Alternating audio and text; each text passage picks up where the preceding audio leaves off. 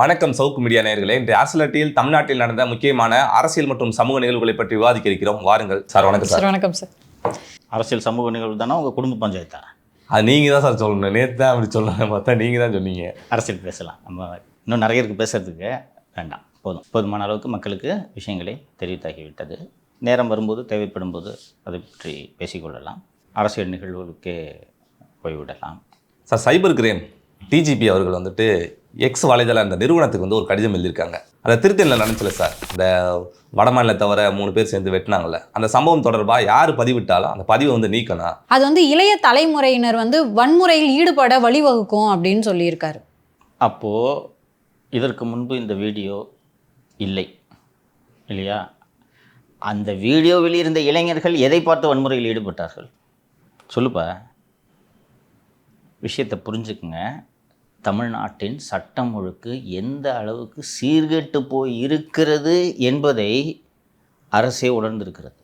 அதன் காரணமாகத்தான் நான் நேற்றே ஒரு உதாரணம் சொன்னேன்ல, அதே போல் அந்த ஒரு கையில் புண்ணு இருக்குது, அந்த புண்ணுக்கு சிகிச்சை அளிக்காமல் அது மேலே ஒரு துணியை போட்டு மூடிட்டு சரியாக போச்சு அப்படின்ற வேலையை அரசு செய்து கொண்டிருக்கிறது. அந்த சம்பவம் எவ்வளோ கோரமான சம்பவம் என்பதை நீங்கள் எல்லோரும் பார்த்திருப்பீர்கள். அதை பதிவிட்டு தமிழ்நாட்டில் சட்டம் ஒழுங்கு மோசமாக இருக்கிறது என்று பாஜக முன்னாள் தலைவர் திரு அண்ணாமலை உள்ளிட்ட பெரும்பாலான அரசியல் கட்சி தலைவர்கள், அண்ணா திராவிட முன்னேற்ற கழகம், பாரதிய ஜனதா கட்சி, தாவேகவும் அது குறித்து பதிவிட்டிருந்தார்கள். இவர்கள் அத்தனை பேரும் அந்த கொடூர சம்பவத்தை பதிவிட்டு, அந்த காட்சிகளை பதிவிட்டு, எவ்வளோ மோசமாக இருக்குது பாருங்கள் சட்டம் ஒழுங்கு, காவல்துறை மீதான அச்சம் மக்களுக்கு போய்விட்டது. இந்த இளைஞர்கள் ஒருவன் அடித்து அதை வீடியோவை எடுத்து போடுறாங்கன்னா அந்த அளவுக்கு அவர்கள் போதை தலைக்கேறி போய் இருக்கிறார்கள். அந்த அளவுக்கு போதைப் பொருள் நடமாட்டம் அதிகம் இருக்கிறது அப்படின்றத பதிவிட்டிருந்தாங்க. இப்போ அந்த வீடியோவெல்லாம் அகற்றணும் அப்படின்ட்டு அந்த எக்ஸில் கிட்டத்தட்ட ஒரு 25 லிங்க்ஸை போட்டு ஒரு டிஜிபி திரு சந்தீப் மிட்டல் அவர்கள் எழுதுகிறார் என்றால், இந்த சட்டம் ஒழுங்கு சீராகவும் சிறப்பாகவும் இருக்கிறது அப்படின்னு இந்த எக்ஸில் இருக்கிற இந்த பதிவுகளெல்லாம் நீக்கிட்டா மக்கள் நம்பிக்கை வாங்கலாம். நிதிஷ், இது ஒரு வீடியோ எடுக்காமல் எத்தனை தாக்குதல்கள் நடந்திருக்கும். இந்த விஷயம் சூரஜ், நீங்கள் அதில் எப்படி இதை இவங்க அரசு கையாண்டாங்கன்றதை பார்த்தீங்கன்னா இவர்களுடைய பதட்டம் என்னவென்பது உங்களுக்கு தெரியும். ஏதோ ஒரு காரணத்துக்கு அடிக்கிறாங்கப்பா அவனை, சரிங்களா? அது ஒரு குற்ற சம்பவங்க நடந்துருச்சுங்க அப்படின்ட்டு தானே சொல்லணும். அதிரடி அஸ்ரா ஒரு பேட்டி அளித்தார் பார்த்தீங்களா? ஒரு நீண்ட விளக்கம், பத்திரிகை செய்தி எல்லாத்தையும் வெளியிட்டு இதை போடுங்கன்ட்டு வற்புறுத்தி வர வச்சாங்க செய்தி. என்ன சொல்லியிருந்தார் அதிரடி அஸ்ரா? வடமாநிலத்தவர் என்பதால் தாக்குதல் நடக்கவில்லை, முறைத்து பார்த்ததனால் தாக்குதல். முறைத்து பார்த்தால் தாக்கணும்னு ஏற்கனவே ஒரு ஞானி சொல்லியிருக்கிறார். யாருப்பா? திருமாவளவன். எஸ், முறைச்சதுக்காக தான் அடி. இன்னும் 2 போடு போட்டிருக்கணும், சரியா அடிக்கல சொன்னாரா? அப்போ முறைத்ததனால் தாக்குதல். இதுல திருமாவளவனை தானே முதல் குற்றவாளியா சேர்க்கணும்.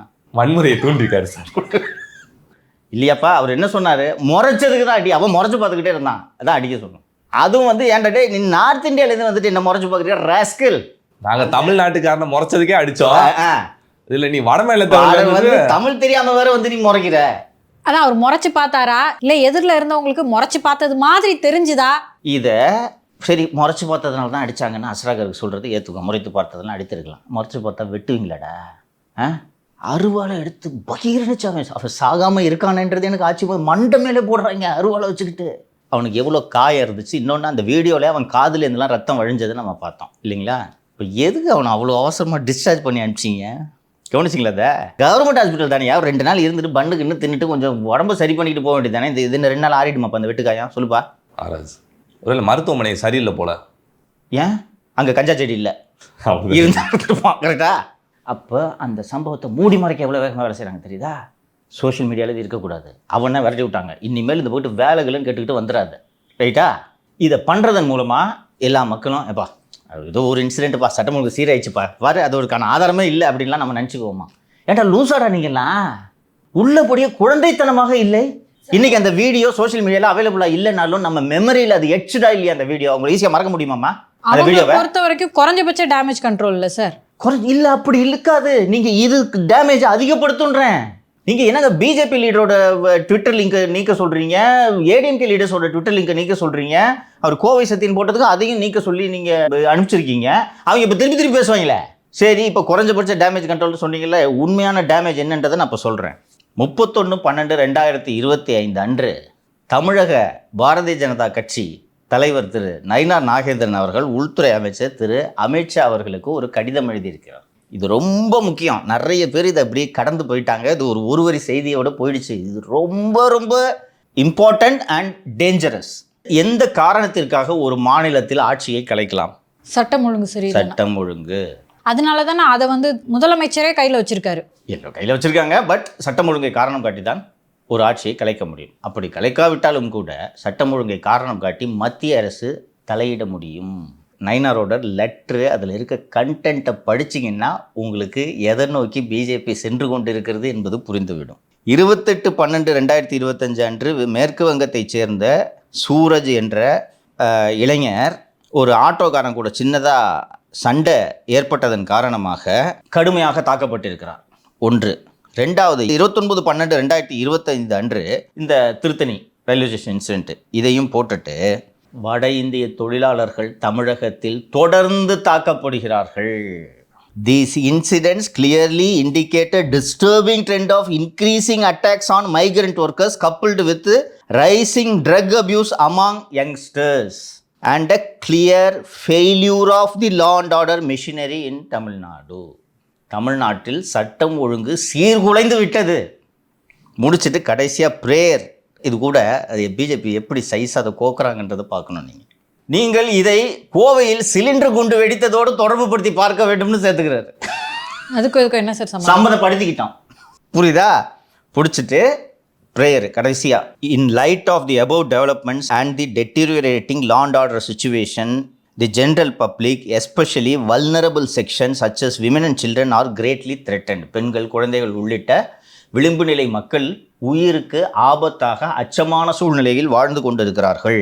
I request your kind intervention and appropriate action. So ஒரு நாட்டின் உள்துறை அமைச்சர் ஒரு மாநிலத்தில் இந்த மாதிரி சட்டம் ஒழுங்கு மோசமாயிட்டு இருக்கு, பெண்களுக்கும் குழந்தைகளுக்கும் இங்கே பாதுகாப்பு இல்லை, எங்கே பார்த்தாலும் போதையில் சுற்றுறானுங்க எல்லாரும் அப்படின்ட்டு எழுதும்போது உள்துறை அமைச்சகம் தலையிடுமா தலையிடாதா? தெரியல, தலையிடுவாங்களா மாட்டாங்களான்னு. நயினார் நாகேந்திரன் எந்த கட்சிமா? பிஜேபி. அமித்ஷா எந்த கட்சி? பிஜேபி. ஒரு ஃபோன் எடுத்து ஜி இந்த மாதிரி நடக்குதுன்னு சொன்னால் போதாதா? எதுக்கு லெட்டர் எழுதுறாரு சொல்லுங்கள்? எப்படி வாட்ஸ்அப் குரூப்பில் இருப்பாங்க, ஜி இந்த மாதிரி ஜின்னு கூகுள் டிரான்ஸ்லேட்டில் ஹிந்திலே அடித்து நயினார் அண்ணன் போட்டு விட்டா முடிஞ்சு போச்சா? இல்லை ஒரு பிஎட்டை கூப்பிட்டு இப்போ இந்த மாதிரி ஒரு இதுக்கு சொல்லுப்பா அப்படின்னா. இன்னொன்று, அவங்களே மானிட்டர் பண்ணிட்டு தானே இருப்பாங்க. அதை இன்டெலிஜென்ஸ் பியூரோ எதுக்கு இருக்கு? அதுதான் சார் சொல்ல வந்தேன். ஏற்கனவே திமுக காரங்க வந்து, அதாவது பீகார்ல இருந்து இங்க வந்து தமிழகத்துல வேலை பார்க்குற தொழிலாளர்களை தாக்குதல் பண்ணியிருக்காங்க. அதான் அந்த விஷயம் நம்மளுக்கே தெரியாது. தமிழகத்துல இருக்க நம்மளுக்கே தெரியாது, அவங்களுக்கு தெரிஞ்சிருக்கு. பீகார்ல போய் பேசியிருக்காங்க, முன்கூட்டியே கணிச்சிருக்காங்க சார். கரெக்ட். அப்படி இருக்கும்போது இது எப்படி சார் தெரியாம இருக்கும்? அப்புறம் எதுக்கு லெட்டர்? அதுல அந்த சிலிண்டர் வெடிப்பை சொல்லிவிட்டு உள்நாட்டு பாதுகாப்புக்கு சவால் ஏற்பட்டுள்ளது என்று எழுதுகிறார். அது ரொம்ப ரொம்ப முக்கியம். Internal security. இன்னொன்று, நம்ம ஒரு பார்டர் ஸ்டேட்ன்றதை மறந்துடாதீங்க. மிகப்பெரிய கடல் எல்லை இருக்கிறது. ஓகேவா? அண்ட் அதுபோக திருச்சி சிறப்பு முகாமில் என்னென்ன நடந்தது என்பதையெல்லாம் ஏற்கனவே என்ஐஏ விசாரித்து கொண்டு இருக்கிறது. அண்ட் இப்போ ரீசெண்டாக அந்த ராமலிங்கம் கொலை வழக்கில் என்ஐஏ அதிகாரிகள் சமீபத்தில் தலைமறைவான குற்றவாளிகள் எல்லாரையும் கைது செய்தார்கள். இது எல்லாத்தையும் சேர்த்து ஒன்றா தொகுத்து எங்கே கொண்டு வராங்கன்னா, ரயில்வே ஸ்டேஷனில் வச்சு சூரஜை அடித்ததோடு கொண்டு வராங்க. இப்போ எப்படிப்பட்ட தாக்குதலை திமுக மீது தொடுக்க இருக்கிறார்கள் பிஜேபி என்பது புரிகிறதா? இந்த சவாலை தான் எதிர்கொண்டிருக்கிறார்கள். நீ சேனலில் அப்போ இருந்தியா இல்லையான்னு தெரியல. இந்த கவர்மெண்ட் உளுந்துச்சுன்னா அது காவல்துறையால் தான் உழப்போகுதுன்னு நான் பல முறை சொல்லியிருக்கிறேன். இது சின்ன விஷயம் இல்லை தம்பி. உங்களுக்கு பார்க்கும்போது அச்சம் ஏற்படும். நம்ம எல்லாரும் ட்ரெயினில் பயணிக்கிறோம். அது எவனா வேணா இருக்கட்டும், ஒரு நாயாக இருக்கட்டும். ஒரு நாய் எப்படி கொடூரமாக அருவாளில் வெட்டினா அது ரசிக்க முடியுமா? ஒரு விலங்கு இந்த மாதிரி கொல்லப்படுவதே நம்மளால் ரசிக்க முடியாத போது, ஒரு மனிதனை 4 பேர் உச்சகட்ட போதையில் இதை செஞ்சு வீடியோவை எடுத்து ரிலீஸ் பண்ணும்போது எல்லாரோட மனசுலையும் பயம் ஏற்படும் தம்பி.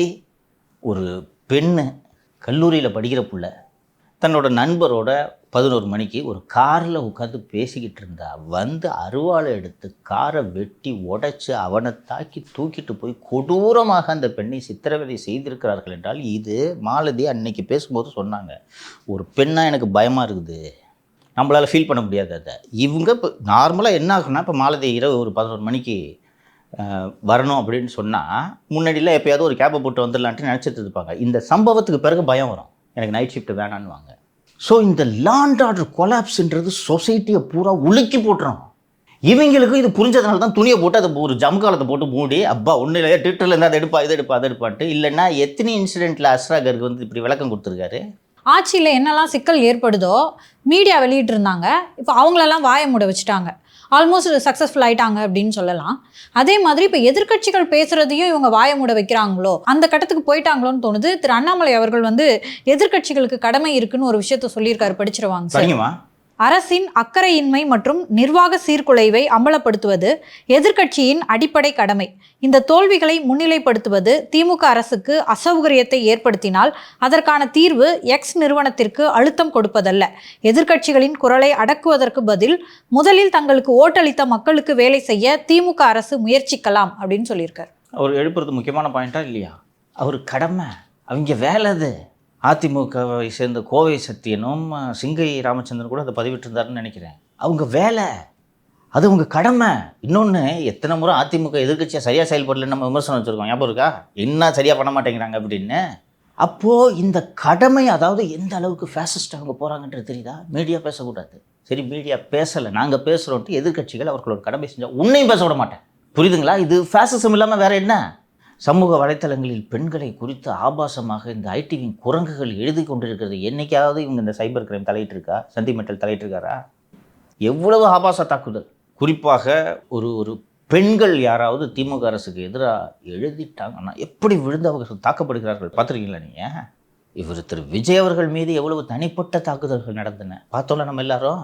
நடவடிக்கை எடுத்தா இருந்தாலும் கொலைகாரன் விஜய்ன்னு சொல்லிட்டு ஊர் முழுக்க போஸ்ட் அடிச்சு ஓட்டினாங்க. நடவடிக்கை எடுத்தீங்களா? அது வந்து இளைஞர்கள் வன்முறையில் ஈடுபடுறதுக்கு வழிவகுக்காதா? அது கையில் எப்படி ரத்தம் அந்த ஒழுகுற மாதிரி போஸ்டர். இதை மக்கள் பார்த்துக்கிட்டு தான் இருக்காங்க.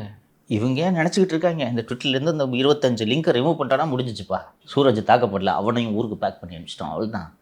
இதை முதலமைச்சரை சமாதானப்படுத்துறதுக்காக இருக்குமாங்க சார்? இஷ்யூவை ஹேண்டில் பண்ணிட்டோம்.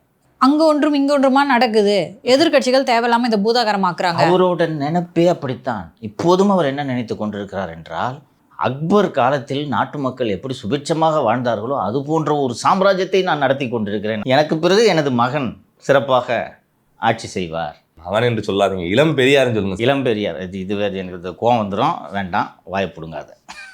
என்ன அப்படி இவர் நினைத்து கொண்டிருக்கிறார்.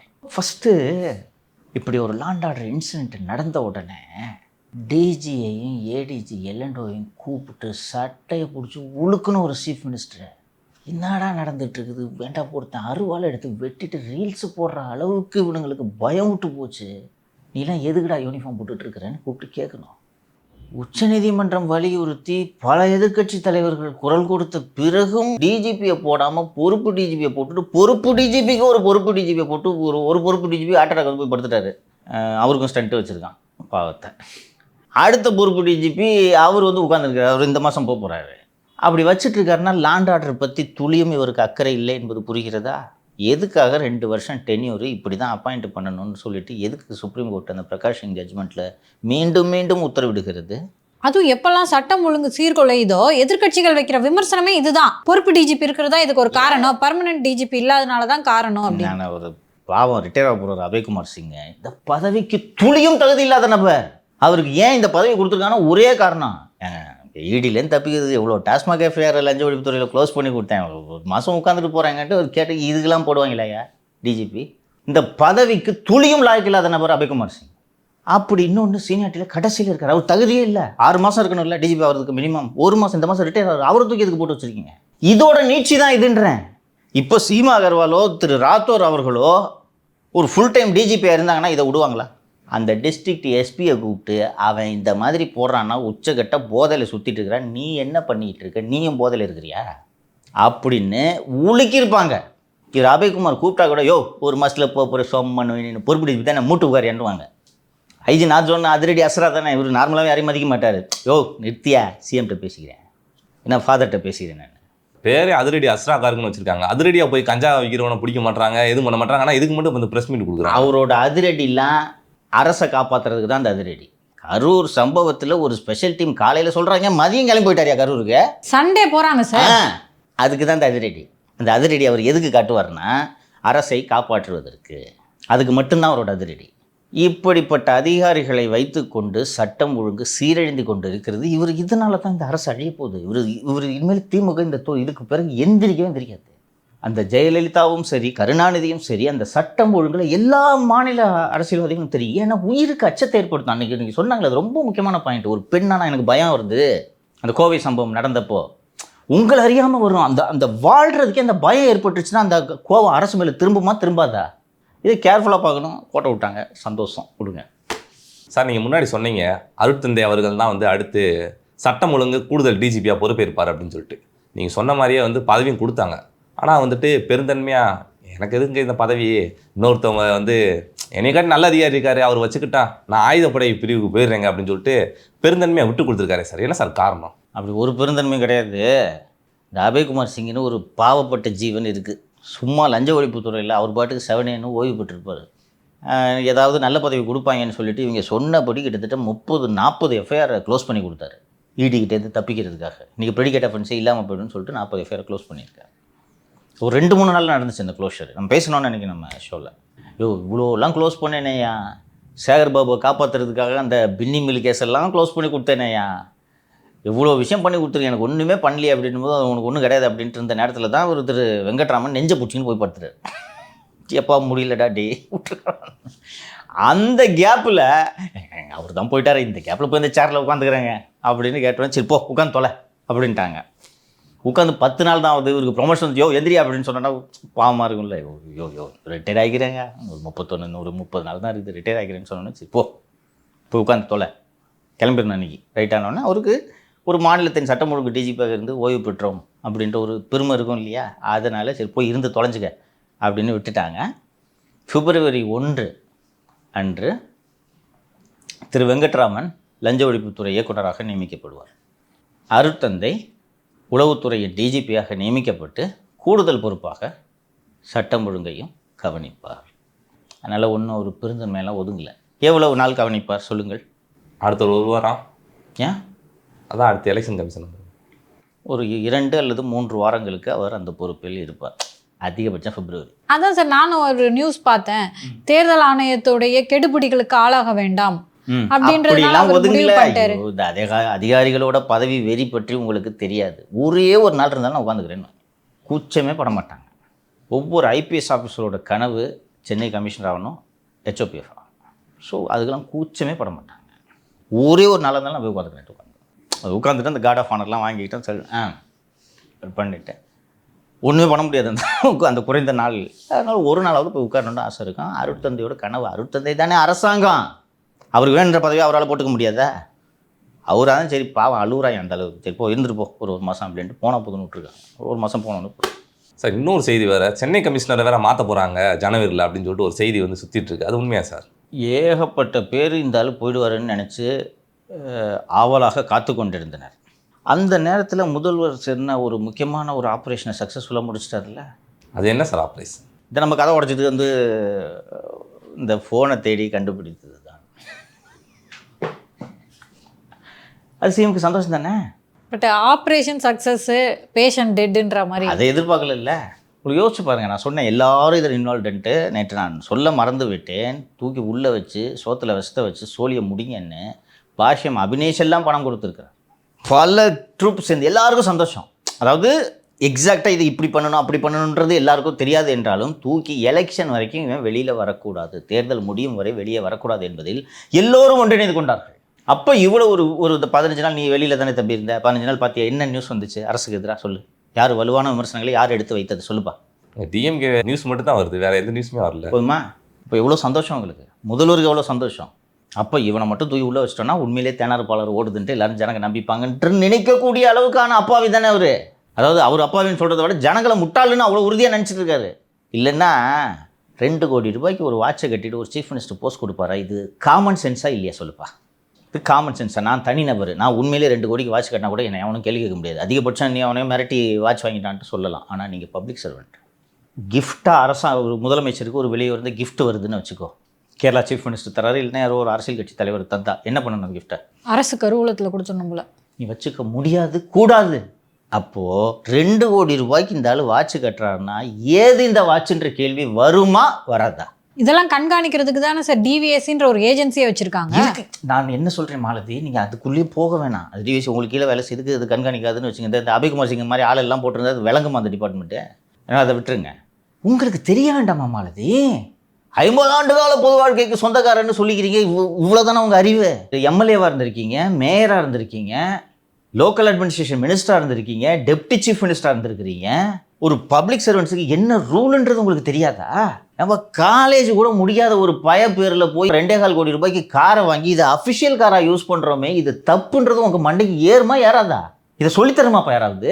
விடியகாத்தால் 4 மணிக்கு துணிவு வாரிசுன்ற அந்த 2 படங்களுக்கு 4 மணிக்கு கிட்டத்தட்ட 6 ஷோ, ஒரு நாளைக்கு 6 ஷோ 7 ஷோவோ. அதுக்கு நீங்கள் அனுமதி கொடுக்குறீங்க. அதுக்கான அனுமதியை கொடுக்க வேண்டியவர் உள்துறை அமைச்சர். உள்துறை அமைச்சர் யாருக்கு அனுமதி தருகிறார்? தன்னுடைய மகன் நடத்தும் நிறுவனத்திற்கு அனுமதி தருகிறார். இது நேரடியாக ஊழல் தடுப்பு சட்டத்தின் கீழ் தண்டனைக்குரிய குற்றமாயிற்று. இன்னொரு மந்திரி கையெழுத்து போட்டாரா கூட டபாஞ்சிடலாம். புரியுதா? அவரு மந்திரி இண்டிபெண்ட்டாக முடிவு எடுத்தார் அப்படின்னு. அப்போ கூட கொஞ்சம் லாங்கு அந்த லிங்க்கு. இப்போ ஃபார் எக்ஸாம்பிள் ரெவன்யூ மினிஸ்டர் கையெழுத்து போட்டிருக்காருன்னு வச்சுங்க, KKS ராமச்சந்திரன் கையெழுத்து போட்டிருக்காருன்னா அவருக்கும் உதயநிதிக்கும் ஏதோ இருக்குது அப்படின்ட்டு வேணா நீங்கள் சொல்ல முடியும். முதலமைச்சரே போட்டானா, உன் பிள்ளைக்கு நீ கொடுக்குற அனுமதி போய் நான் லஞ்ச ஒழிப்புத்துறையில் 18 வருஷம் வேலை பார்த்துருக்கேன்ல, எனக்கு தெரியாது, மாட்டிக்கிட்டாங்க, இது சட்டப்படி தப்புன்ட்டு க்ளீனாக சீஃப் மினிஸ்டர் மேலே FIR போடணும் போய் லஞ்ச ஒழிப்புத்துறையில் புகார் கொடுத்தேன். நான் எடுத்துப்பூர்வமான புகார் போட்டாங்களா இல்லையா சார்? சாரை தான் ஜெயிலில் பிடிச்சி போட்டாங்க. ஆமாம். ஏன்டா புகாரை கொடுக்குறேன், நீ புகார் இருடி போ. அதேமாதிரி ED வேற புகார் கொடுத்துருக்காங்க. அமித்ஷா தூக்கி உள்ள வைப்பாங்களா? வாய்ப்பு இருக்குது, வச்சு தான் பாரு. அமித்ஷா பேரை விசாரணைக்கு சொன்னதுக்கு என்ன இங்கே பார்த்தல, நிறுத்து அப்படியே எடுத்து வேணப்பா, அது வேணாம் என்னென்ன நடக்க போகுதுன்றதை பாரு. ஸோ இது எதுக்கு சொல்கிறேன்னா, அப்போ இந்த 2 கோடி ரூபாய்க்கு வாட்ச் கட்டுறது ஒரு தப்பாகவே அவருக்கு தெரியல. ஓசி காசில் அரசாங்கத்து செலவில் மனைவியை கூப்பிட்டுக்கிட்டு வெளிநாடாக சுற்றுறோமே. நான் சிம்பிளாக கேட்குறேன் தம்பி, ஆட்சிக்கு வந்தவுடன் முதல் முறையாக முதலீட்டாளர்களை ஈர்க்கிறதுக்காக சுற்றுப்பயணம் போகணுன்னு முடிவெடுக்கிறீங்க. செக்ரட்டரிஸை கூப்பிட்டு போகிறீங்க, அல்வா அதிகாரியை கூப்பிட்டு போகிறீங்க, தப்பு இல்லை. மகன் மருமக பேரன் பேத்தி கொள்ளு பேரன் நண்டு சிண்டெல்லாம் கூப்பிட்டுக்கிட்டு ஒரு விமானம் பூரா 100 பேரை கூப்பிட்டுக்கிட்டு போனால் இந்த ஊர் என்ன நினைக்கும்னு ஒரு அரசியல் தலைவருக்கு தோணணுமா வேணாமா? 10 வருஷத்துக்கு அப்புறம் ஆட்சிக்கு வந்திருக்காங்க, திராவிட மாடல் ஆட்சி. இனிமே எப்பவுமே அவங்க தான் இருக்க போறாங்க. அப்போது உங்களுக்கு தொடர்ந்து ஆட்சியில் இருக்கணும்ட்டு உங்களுக்கு ஒரு அக்கறையே கிடையாது. இது இருக்கிற வரைக்கும் அஷ்டு போகலான்ட்டு நினைப்புக்கு வந்துட்டிங்களா நீங்கள்? நான் என்ன சொல்கிறேன்னா மாலதி, நீங்கள் சொல்கிறது கரெக்டாக. அவங்களும் இப்போ அப்படி தான் நம்பிட்டு இருக்காங்க. அது ADMK கூட்டம் தேராது, அவள் தான் இருக்குது. அது BJP தவி அவள் தான் காலியாவீங்க, நம்ம தான் திருப்பி வரப்போகிறோம்லாம் நீங்கள் நினச்சிக்கிட்டு இருக்கிறீங்க. ரைட்டு, நினச்சிக்கிட்டு இருந்தாலும் இப்படியெல்லாம் நாம் நடந்து கொள்கிறோமே, மக்கள் முகம் சுளிக்க மாட்டார்களா, அருவருக்க மாட்டார்களாட்டு ஏன் உங்களுக்கு ஒருத்தருக்கு கூட தோணல? போய் உங்கள் அப்பனுக்கு கட்டி விட்றீங்க, உங்கள் மாமனாருக்கு கட்டி விட்றீங்க 2 கோடி ரூபாய்க்கு வாட்ச்சு. அதுவும் போன 2 வருஷத்துக்கு நியூ இயருக்கு முன்னாடி 1ஆம் தேதி TVS குரூப் குழுமத்தை சேர்ந்த வேணு ஸ்ரீனிவாசன் நினைக்கிறேன், போய் பார்க்குற அன்னைக்கு இந்த வாட்சை கட்டிட்டு நிற்கிறாரியா CM ஃபோட்டோவில். அஃபிஷியல் ஃபோட்டோ ரிலீஸ் ஆகுதியா? ஒரு கர்நாடகாவில் சித்தராமையா இதே மாதிரி ஒரு வாட்சு கட்டிட்டார். நாங்கள் BJP பஞ்சாயத்தை இழுத்து திருப்பி கொடுத்துறாரு. டே வேணான்டா, நான் வாட்சை கட்டலடா இனிமேல்ட்டார் தெரியுமா? அப்போது இந்த குடும்பத்துக்கு நம்ம என்ன வேணால் பண்ணலான்ற நினப்பு வந்துருச்சு தானே. நான் இந்த நேரத்தில் நமது பார்வையாளர்களுக்கும் தமிழக மக்களுக்கும் இந்த நிகழ்ச்சியின் மூலமாக கோரிக்கையாகவே வைக்கிறேன். நாங்கள் உங்ககிட்ட உங்கள் அன்பை தவிர எதுவுமே கேட்டதில்லை. இன்றைக்கி ஒரு கோரிக்கையை நான் உங்ககிட்ட வைக்கிறேன். இந்த புத்தாண்டில் நீங்கள் ஒவ்வொருவரும் ஒரு சபதம் ஏற்றுக்கொள்ள வேண்டும். இப்போது சொல்கிறதுக்கு கூட நீங்கள் அச்சப்படுவீங்க. தேர்தல் அறிவிக்கை வந்த பிறகு நீங்கள் சந்திக்கும் ஒவ்வொரு நபரிடமும் யாருக்கு வேணாலும் ஓட்டு போடுங்க, திமுகவுக்கு மட்டும் போடாதீங்க. இதை ஒரு கோரிக்கையாக நீங்கள் சந்திக்கும் நபர்களிடத்திலெல்லாம் சொல்ல வேண்டும் என்று நான் கேட்டுக்கொள்கிறேன். நீங்கள் அதுக்கு பதிலாக இவருக்கு போடுங்கலாம் நான் சொல்லலை, அது உங்கள் விருப்பம். ஆனால் திமுகவுக்கு மட்டும் தப்பி தவறி போட்டுறாதீங்க. 1996 அதிமுக அடைந்த தோல்வியைப் போல 1991 ராஜீவ் கொலையின் காரணமாக ஏற்பட்ட அனுதாப அலையின் காரணமாக திமுக அடைந்த தோல்வியைப் போல இந்த முறை திமுக தோற்கடிக்கப்பட வேண்டும். ஒரே ஒரு தொகுதியில் திமுக கூட்டணி கட்சிகளோ வெற்றி பெற்றால் கூட அது தமிழக மக்களின் அறிவுக்கு விடப்பட்ட சவால், அவர்களின் சுயமரியாதைக்கு விடப்பட்ட சவால் என்று நீங்கள் நினைத்து கொள்ளுங்கள். நீங்கள் இதை செய்வீங்கன்ற நம்பிக்கை எனக்கு இருக்குது. இதைத்தான் நான் உங்ககிட்ட கோரிக்கையாக வைக்கிறேன். தேரக்கூடாது ஏண்டா, ஒருத்தன் வீட்டில் குடியிருக்கிற வீட்டில் மலத்தையாடா அள்ளி கரைச்சி 5 டின்னில் கொண்டு வந்து ஊற்றுவீங்க. அதனால் தமிழக மக்கள் இதை நமக்காக செய்வார்கள் என்ற நம்பிக்கை எனக்கு இருக்குது. சார், இந்த கரூர் கூட்ட நெரிசல் சம்பவம் தொடர்பான இந்த சிபிஐ விசாரணை முடிவடைஞ்சிருக்கு. தாவேகா தரப்புலையும் நிறைய ஆதாரங்கள்லாம் கொடுத்துருக்கதா செய்தி ஊடகங்களில் செய்தி வருது. என்ன மாதிரியான ஆதாரங்கள் கொடுத்துருக்காங்க? அதோட இந்த விசாரணை முடிவில் என்ன சார் தெரிய வந்திருக்கு? ஃபஸ்ட்டு விசாரணை இன்னும் முடியவில்லை. இல்லை, விசாரணை முடிஞ்சிருக்கதா தான் போட்டிருந்தாங்க. போயிட்டு திருப்பி வாங்கன்னு சொல்லிட்டு அனுப்பிச்சி விட்ருக்காங்க. மொத்தம் முடிச்சிட்டாங்களா? கொஞ்ச நாள் கழித்து டீட்டெயில்ஸை சொல்கிறேன். போலீஸு வசமாக மாட்டிட்டாங்க. கரூர் எஸ்பியாக இருக்கக்கூடிய ஜோஷ் தங்கையா என்பவரின் வாழ்க்கை இதோடு முடிந்து விட்டது. என்ன ஆணவத்தில் இருந்தாங்கன்னா, எங்கே போகுது இந்த கேஸு, நம்மளே தானே வச்சு விசாரிக்க போகிறோம். அதிரடி அஸ்ஸா இருக்கார்ல, இஷ்டத்துக்கு உருட்டலான்னு இவர்களுக்கு விருப்பம் போல ஆவணங்களை தயார் செய்து விட்டார். அந்த நமக்கு நாம திட்டத்தின் அடிப்படையில் அந்த கரூர் டவுன் இன்ஸ்பெக்டர் அவரே புகார் அளித்து அவரே ஒரு எஃப்ஐஆர் போட்டார். நீங்கள் பேசணும்ல நம்ம விரிவாக. தமிழக மக்கள் கழகம் தமிழக மக்கள் கழகம்ட்டு அந்த ஒரு எஃப்ஐஆர் போட்டாங்கல்ல, அவங்க இஷ்டத்துக்கு எஃப்ஐஆர் எழுதிக்கலாம். கட்சியோட பேரை கூட அவங்க இஷ்டத்துக்கு எழுதிப்பாங்களா சார்? வச்சுக்கிட்டாங்க. ஸோ அந்த எஃப்ஐஆரில் நீங்கள் பார்த்தீங்கன்னா, அந்த எஃப்ஐஆர் எப்படி வடிவமைக்கப்பட்டிருந்தது என்றால், முழுக்க முழுக்க தாவேக நிர்வாகிகள் செயல்பாட்டால் 41 பேர் உயிரிழந்தனர் என்று அந்த எஃப்ஐஆர் வடிக்கப்பட்டிருந்தது. அப்போ இன்வெஸ்டிகேஷன் அதை நோக்கி போயிருக்கோம். கரெக்டாக அதை உறுதி செய்கிறது போல் பண்ணியிருப்பாங்க. இப்போ சிபிஐ அதிகாரிகள் இப்படி போட்டிருக்கிய, நீ எதனா புகார் கொடுத்த, எந்த அடிப்படையில் இதை சொல்லியிருக்க சொல்லு. அது முதல் தகவல் அறிக்கை. நீங்கள் அந்த சம்பவத்து இடத்தில் இருந்தேன் என்ற அடிப்படையில் அதில் சில விஷயங்களை பதிவு செய்திருக்கிறீர்கள். நாங்கள் இந்த மாதிரி அவங்கக்கிட்ட இங்கே நிறுத்தியா வண்டியை அப்படின்னு சொன்னோம். அவங்க கேட்காம அங்கே தான் போய் நிறுத்துவோம் அப்படின்னு அவங்க சொன்னாங்க. எங்கள் பேச்சை கேட்காம போனதுனால தான் சார் இவ்வளோ பேர் செத்துட்டாங்க சார் அப்படின்னு ஒரு உருக்கமாக ஒரு எஃப்ஐஆர் போட்டிருந்தாங்கல்ல. இப்போ சிபிஐ அதிகாரிகள் மணிவண்ணன்ட்டையும் டிஎஸ்பி செல்வராஜ்கிட்டையும் ஜோஸ் தங்கையாகிட்டையும் எப்போ ராஜா சொன்னேன், யார்கிட்ட ராஜா சொன்னேன் அப்படின்னு கேட்குறாங்க. சொன்னேன்னு சொல்கிறேன்ல, அங்கே யார் அக்யூஸ்டு? மதியழகன், புஷியானது, நிர்மல்குமார், அதை அவங்க நல்லா விட்டாங்க. என்ன இவங்க எல்லாம் இருக்காங்க. இவங்ககிட்டலாம் சொன்னேன்னு சொல்லியிருக்கீங்கல்ல. அவங்ககிட்ட நாங்கள் பல முறை சொல்லியும் அங்கெல்லாம் முடியாது, அந்த பாயிண்டில் தான் போய் பேசுவோன்னு இவங்க சொன்னதுனால தான் நடந்துச்சுண்ணே. யார்கிட்ட சொன்னேன் சொல்லு? அவர்கிட்ட சொன்னேன். எப்போ சொன்னாங்களோ உங்கள்கிட்ட? இல்லை சார். சரி, எப்படி சொன்னேன்? ஃபோன் மூலமாக சொன்னேன். சரி, ஃபோனில் பேசி எடுத்துக்காட்டு, லாக் காட்டு. இல்லை, இவங்க கேட்ஜெட்ஸ்லாம் ஒப்படைச்சிட்டாங்க. இந்தாங்க சார், நாங்கள் எதையுமே டெலீட் பண்ணல, நாங்கள் வச்சுங்க. எங்கேயா ஃபோன் பண்ணுன்ற ஃபோனே வரல. யார்கிட்ட சொன்னேன்? இல்லை, டிரைவர்கிட்ட சொன்னேன். டிரைவர்கிட்ட சொன்னியா? எப்போ சொன்னேன் டிரைவர்கிட்ட? இந்த இடத்துல சொன்னேன் நான். சரி, அது விஜய் வரக்கூடிய நிகழ்ச்சி, அது விஜயின் வாகனம். 10 ட்ரோன் பறந்து இருந்துச்சு. ஸோ இப்போ டிரைவர், அது இன்னொன்று, அது புல்லட் ப்ரூஃப், ஜன்னலாம் இறக்க முடியாது, கதவை தான் திறக்கணும். அப்போ டிரைவர்கிட்ட சொல்லியிருக்காங்க, கதவை திறந்தானே சொல்லியிருக்கணும். காட்டு, எங்கே கதவை திறந்துருக்க? இல்லையே, கதவை திறக்கலையே. சரி, அப்போ யார்கிட்ட சொன்னேன்? சொல்லு ராஜா. எஃப்ஐஆரில் நீ தானப்பா எழுதியிருக்க, பல முறை டிஎஸ்பி வண்டி எங்கே நிறுத்துங்கள் என்று எச்சரித்தும் அதை மீறி போனாங்கன்னு போட்டிருக்கல, நீ தானே எழுதுன. இப்போ அந்த பல முறை எப்படி எச்சரித்த, எந்த இடத்துல எச்சரித்த? இந்த 6 மணிக்கு ஆரம்பித்து 8 மணி வரைக்கும் இந்த வீடியோ, இதில் எங்கே எச்சரிச்சிருக்க சொல்லு.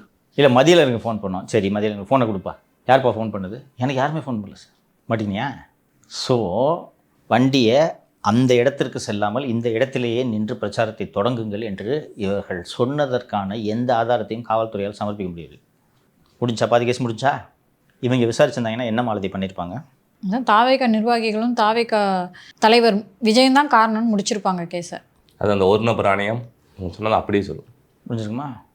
இதுக்கு தான் இதை இங்கே வைக்கணுன்ட்டு விடுமுறை கால அமர்வு மதுரையில் 2 டிவிஷன் பெஞ்ச் விசாரித்து முடித்த கேஸை ஒரு சிங்கிள் ஜட்ஜிகிட்ட கொண்டு போய் சம்மந்தமே இல்லாமல் டிவிஷன் பெஞ்சு இதை விசாரிக்க மாட்டேன்ட்டு தூக்கி போட்ட ஒரு மேட்ரு, அதே மேட்ரை எடுத்து இவங்க கேட்குறது எஸ்ஓபி ஃப்ரேம் பண்ணுன்னு, இதை தூக்கி வரமா நீ வா இந்தா சிறப்பு போகலாம் இவ்வளோ போங்க, இந்த அதிரடிக்காரர் கிளம்ப சொல்லும் போல என்ன நினச்சிட்ருக்கீங்க? அப்போது ஒரு அதிரடிக்காரர் என்ன பண்ணியிருப்பாருன்னா, இந்த இடத்தில் டிஎஸ்பி நிர்மல்குமாரிடமும் புஷியானதிடமும் எச்சரித்திருக்கிறார், இந்த இடத்தில் எச்சரித்திருக்கிறார், இந்த இடத்தில் எச்சரித்திருக்கிறார். அது அந்த பலமுறை எச்சரிப்பு, அதெல்லாம் மீறி போய் கொண்டுட்டாங்க. நான் ரெடி பண்ணியிருப்பாங்களா இல்லையா? உனக்கு 94,000 ரூபா அனுப்பிச்சிட்டு பணம் கட்டு மிரட்டோன்னு ரெடி பண்ணவனுக்கு தானே இவனுங்க இது தெரியாது, பெரிய லெவலில் பண்ணியிருப்பாங்க. இப்படி தான் இவங்க எடுக்கிறது எல்லாம். எப்படி நம்ம மட்டும் எப்படி நம்ம பொசுக்குன்னு வெளியில் வந்தோமோ அதே மாதிரி உச்சநீதிமன்றத்துக்கு போயிட்டு கஷ்டம் ரொம்ப பெருசாக ஒரு சன்னெல்லாம் கூட்டு போய் நிறுத்தினாங்க. அவர் ஜட்ஜி போயிட்டார். அதுக்கப்புறம் ரீகால் ஆர்டர் போட்டாங்க. ஏன் இருக்கா? இந்த ஆர்டர் ரீகால் பண்ணணும், சிபிஐ விசாரணை வேண்டாம் அப்படின்னு ஒரு பெட்டிஷன் ஃபைல் பண்ண ஞாபகம். இதுக்கு பயந்துக்கிட்டு தான் இன்னொரு கூடுதல் சிபிஐ அதிகாரிகள் என்னிடம் சொன்ன ஒரு தகவலை சொல்லிடுறேன். ஒரு IG central zone Nirmalkumar Joshi Karur town police ஸ்டேஷனில் இருந்திருக்காரு. அவரோட ஃபோனில் இருக்கிற முக்கியமான ஆதாரத்தை டெலீட் பண்ணிட்டுருக்கார். ஒரு வாய்ஸ் நோட்டு யாருக்கு போட்டார்னு தெரில, டெலீட் பண்ணிட்டார். இதை சிபிஐ கண்டுபிடிச்சிட்டாங்க. டெலீட் பண்ணன்றதை எழுதி கையெழுத்து வாங்கிட்டாங்க. எதுக்கு டெலீட் பண்ண, என்ன இருந்துச்சு அதில்? டெலீட் பண்ணாங்கன்னு கண்டுபிடிச்சிட்டாருன்னா அப்போ டெலீட் பண்ணது என்னன்னு கண்டுபிடிச்சிட்டாங்களா? என்னன்னு கண்டுபிடிக்கவே வேண்டியதில்லை. நீ தடயத்தை அழிச்சிருக்க. விசாரணை நடக்குதில்ல, ஸ்டேட் விசாரணையாகவே இருக்கட்டுமே, அதிரடி அவசர விசாரணையாகவே இருக்கட்டுமே, நீ எதுக்கு டெலீட் பண்ண?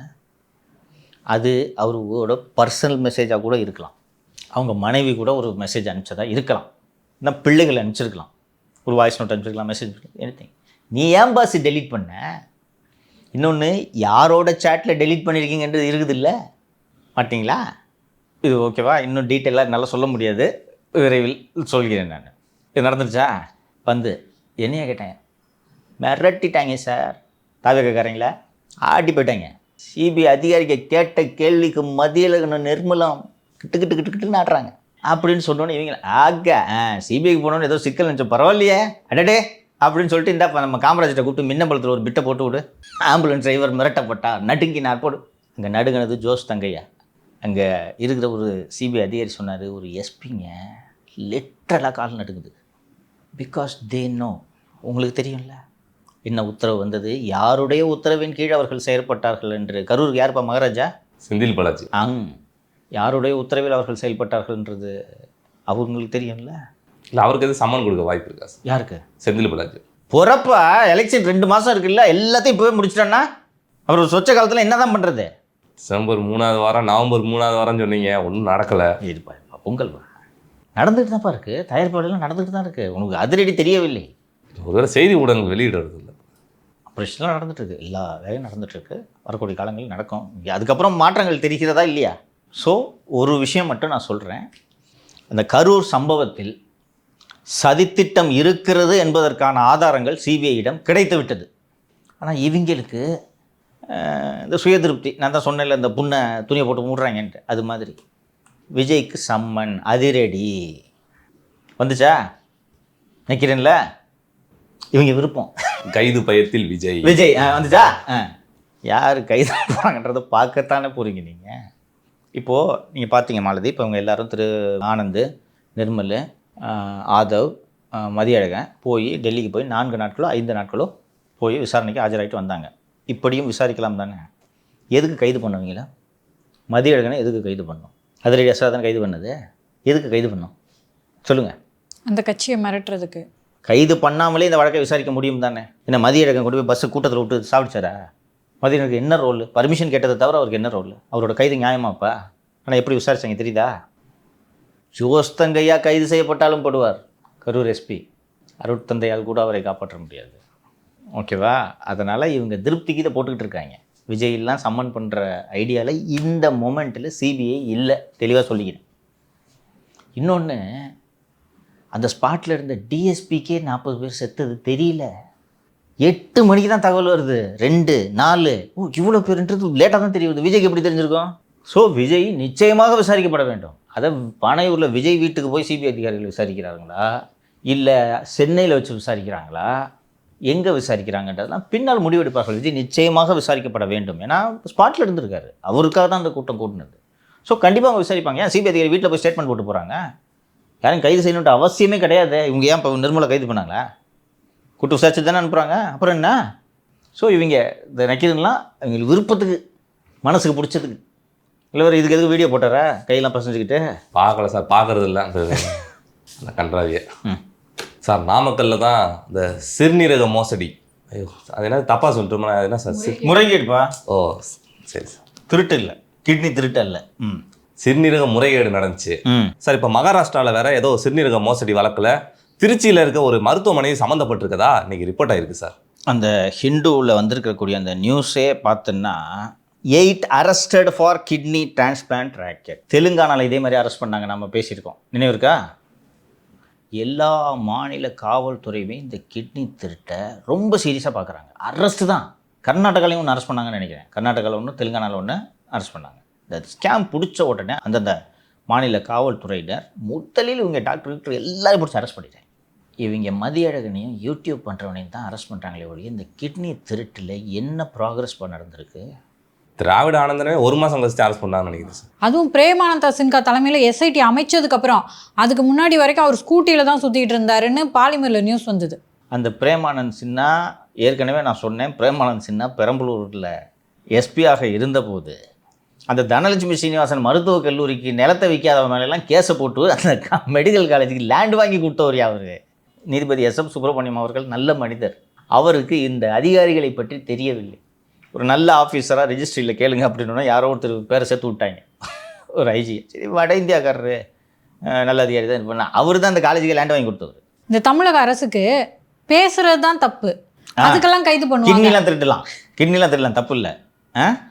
அதில் பாருங்க மாலதி, இப்படித்தான் ஒவ்வொரு மாநிலத்திலும் காவல்துறை அதிகாரிகள் பதைப்பார்கள். புரியுதுங்களா? இங்கேயும் நீங்கள் இந்த மகாராஷ்டிராவில் நடந்த சம்பவத்தெல்லாம் பார்த்தீங்கன்னா எங்கே போய் மாட்டுறாங்கன்னு கேட்டால், இன்னொன்று நீங்கள் நானும் கிட்னி வைப்பேன் மாலதி, சொல்லுங்கள், தம்பி வைப்பானா? கந்து வட்டி வாங்கி கடனை திருப்பி அடைக்க முடியாமல் அந்த கந்து வட்டிக்காரங்களே தள்ளி விட்றாங்க தம்பிங்கிட்டு. எவ்வளோ பெரிய கொடுமடாது. இங்கேயும் அதே தானேப்பா, தரிநீரங்க தானப்பா மாட்டினதுங்க. அப்போது அந்த ஏழைங்களுக்காக தானேப்பா நீங்கள் கவர்மெண்ட் வச்சுருக்கீங்க, போலீஸ் வச்சுருக்கீங்க. ஏன்டா ஒரு யூடியூப் நடத்துகிறவன்ட்ட போய் இது வரைக்கும் 15 அக்கௌண்ட்டை ஃப்ரீஸ் பண்ணி வீட்டை உடச்சி இருக்கிறதெல்லாம் தூக்கிட்டு ரவுட்ரு மோடத்தெல்லாம் தூக்கிட்டு போகிறாங்கப்பா, ப்ராட்பேண்ட் மோடத்தை. அதில் ஏதாவது கண்டுபிடிக்க முடியுமாங்க சார்? டேட்டா இருக்கும்ல, பண்ணிகிட்ருக்கேன் வைஃபை, இதில் டேட்டா வருது இல்லை, எங்கேருந்து டேட்டா வருது, எங்கேருந்து ட்ரான்ஸ்ஃபர் ஆகுது. ஐஸ்கிரீமுக்கு மண்டை வெடிக்குது.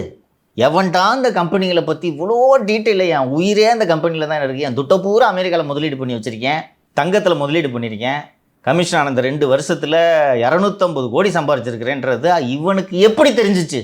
யார் இவனுக்கு தகவல் கொடுக்கறது? சரி, இந்த மோட்டத்தை எடுத்துகிட்டு போயிட்டீங்களா, கண்டுபிடிச்சிட்டிங்களாப்பா? கண்டுபிடி, அது வேறு இந்த சரி தான் தலை வெட்டிக்குது. இது எவ்வளவு கொடூர குற்றம் யோசிச்சு பாருங்கள். நீங்கள் ஒரு கிட்னி போச்சுன்னா அது நார்மல், எவ்வளோ சிரமம் யோசிச்சு பாருங்கள். அந்த கிட்னி இல்லைன்னா உடம்பே பலவீனம் ஆகிடும்ல. ஏழை தானே விற்கிறான். 5 லட்ச ரூபா அந்த கிட்னிக்கு கொடுத்துட்டு பேஷண்ட்ஸுக்கு 80 லட்ச ரூபா சார்ஜ் பண்ணியிருக்காங்கப்பா ரெசிபியன்ட்டுக்கிட்ட.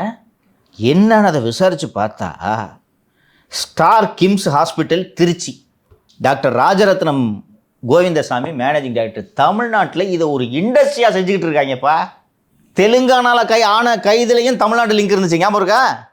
இங்கே இதை ஒரு இண்டஸ்ட்ரி லெவலில் பண்ணிகிட்டு இருக்காங்கப்பா கிட்னி திருட்ட. அந்த பிரேமானந்த் சின்ஹா விசாரிப்பான்னு ஒரு சிறப்பு புலனாய்வு குழுக்கு போட்டால் ஆவடி கமிஷனாக போட்டிருக்காங்க. எப்படி விசாரிப்பார்? நீ விசாரிக்காதே கிட்னி திருட்டை நீ விசாரிக்காமல் மணச்சநல்லூர் எம்எல்ஏ கதிரவனை விசாரணைக்கு அழைக்காமல் காப்பாற்றியதற்கு பரிசுதான் ஆவடி கமிஷனர். புரியுதா? ஏன் எத்தனையோ அதிகாரிகள் ஏடிஜிபி இருக்காங்க, அவங்கள போட வேண்டியதுன்னு ஆவடி கமிஷனரா? இன்னொன்று, ஏற்கனவே இருக்கிற சங்கரை எதுக்கு ஆவடி கமிஷனரேட்லேருந்து எதற்கு மாற்ற வேண்டும்? ஏன் சார் அது அவ்வளோ பெரிய போஸ்டா? கமிஷனர் இண்டிபெண்ட், எதுக்கு அப்போ மாற்றி இவருக்கு இந்த பதவி கொடுக்குறாங்க சொல்லுங்கள்? அவ்வளோ செம்மையாக கிட்னி திருட்ட ஒரு விசாரிச்சிருக்கு. புரியுதா? இத்தனைக்கு நீதிமன்றம் மேற்பார்வையிடும் போது கண்ணை மூட்டு ஒரு சிபிஐக்கு அனுப்பிச்சிருந்துருக்கணும் ஜட்ஜு. நீதிபதிகள் என்ன நினைப்பாங்கன்னா, எல்லா வழக்கையும் சிபிஐக்கு நம்ம மாற்றிட்டு இருக்கக்கூடாது. அவர் கோர்ட்டு மானிட்டட் எஸ்ஐடி ப்ரோபுன்னா நல்லா பண்ணுவாங்கன்னு நீதிபதி நம்புகிறார். அவர் கிட்டத்தட்ட நீ சிபிஐக்குன்னு மாற்றிக்கிட்டு இருந்தேன்னா அந்த மாநில காவல்துறையின் மீது நீதிமன்றத்திற்கு நம்பிக்கை இல்லை என்பது ஒரு பொருள் தானே. அதனால் தேர் ஆர் ஃபைன் ஆஃபீஸர்ஸ் அப்படின்னு பண்ணுறாரு. பிரேமானந்த் சின்ஹாவோட வரலாறுலாம் தெரியல. என்ன ப்ராக்ரஸ்ஸு? 8 பேர் அரெஸ்ட் பண்ணுறானே என் மும்பை போலீஸு. எடுத்த உடனே என்னையா பண்ணிகிட்ருக்கீங்க? ரோல்ஸ் ராய்ஸ் வாங்கணுன்னா ஊரில் இருக்கிறவங்க எல்லா கிட்னியும் எடுக்கணுன்ட்டு ஒரு எம்எல்ஏ பேசிகிட்டு இருக்கிறான். விசாரணை கூப்பிட்டீங்களா? இது வரைக்கும் கதிரவனை விசாரணை கூப்பிட்டீங்களா? அவங்க அக்கௌண்ட்டை ஃப்ரீஸ் பண்ணிருப்பாங்களா சார்? எப்படி ஃப்ரீஸ் பண்ணுவாங்க பாரு. 94,000 பணத்துக்கு 1 கோடி ரூபா இருக்க அக்கௌண்ட்டை ஃப்ரீஸ் பண்ணுறாங்க. அவங்க அங்கே ஃப்ரீஸ் பண்ணி ரோல்ஸ் ராய்ஸ் காரு கெடிலா கார்லாம் பிடிங்கிருக்கணும்ல. எவ்வளோ சின்ன குற்றமா அது? டைம்ஸ் ஆஃப் இந்தியாவில் TN police go slow on kidney racket ப்ரோபுன்னே போட்டுட்டாங்க. இன்னொன்று, பாம்பேலேருந்து அவன் இங்கே பிடிச்சிட்டு போகிறான்னா நீங்கள் என்னடா பண்ணிகிட்ருக்கீங்க இங்கே இல்லையா? அங்கேருந்து மகாராஷ்டிரா போலீஸ் இங்கே இது பண்ணிட்டு இருக்காங்கன்னா இதில் சொல்கிறாங்க. இதில் டைம்ஸ் ஆஃப் இந்தியா நியூஸில் வந்துருக்குது. திருச்சி மாநகர காவல் ஆணையர் திருமதி காமினி அவர்களிடம் என்னங்க கிட்னி ப்ரோப் என்னங்க ஆச்சு அப்படின்னு கேட்டவுடனே, நாங்கள் வைகுண்ட ஏகாதசி விழாவில் பிஸியாக இருக்கிறோம். சரி, மெடிக்கல் ஹெல்த் செக்ரட்டரி செந்தில்குமார் அவர்களிடம் கேட்டும்போது, நாங்கள் மகாராஷ்டிரா அரசுக்கிட்ட என்ன நடந்துச்சுன்ட்டு அறிக்கை கேட்டிருக்கிறோம், வந்ததும் நடவடிக்கை எடுப்போம். அண்ட் இன்னொன்று, ஜாயிண்ட் டைரக்டர் ஒருத்தரை விசாரிக்க சொல்லியிருக்காங்க. இது என்ன நடந்துச்சு அந்த திருச்சியிலன்ட்டு. இது இன்னொரு ஊர் போலீஸ் கண்டுபிடிச்ச பிறகு தான் இந்த ஹாஸ்பிட்டலில் கிட்னி திருடுறாங்கன்ற விஷயமே இவங்களுக்கு தெரிய வருதுப்பா. அதே மாதிரி நாமக்கல்ல அந்த 2-3 பேர் கிட்னியை பறி கொடுத்தவங்க வீடியோ போட்ட பிறகு தான் இவங்க விசாரணை தொடங்குறாங்க. விசாரணை தொடங்கி அதுவும் அந்த கிட்னி மாற்று அறுவை சிகிச்சை செய்யக்கூடாதுன்னு அந்த லைசன்ஸையும் தப்பாக ரத்து பண்ணி அந்த லைசன்ஸையும் இப்போ கொடுத்துட்டாங்க. அந்த பகுதி போயிட்டு அதை உருவிடுவாங்க. எவ்வளோ ஒரு குரூரமான அரசு இந்த அரசு தெரியுதா? எனக்கு அப்படியே பதைக்குது.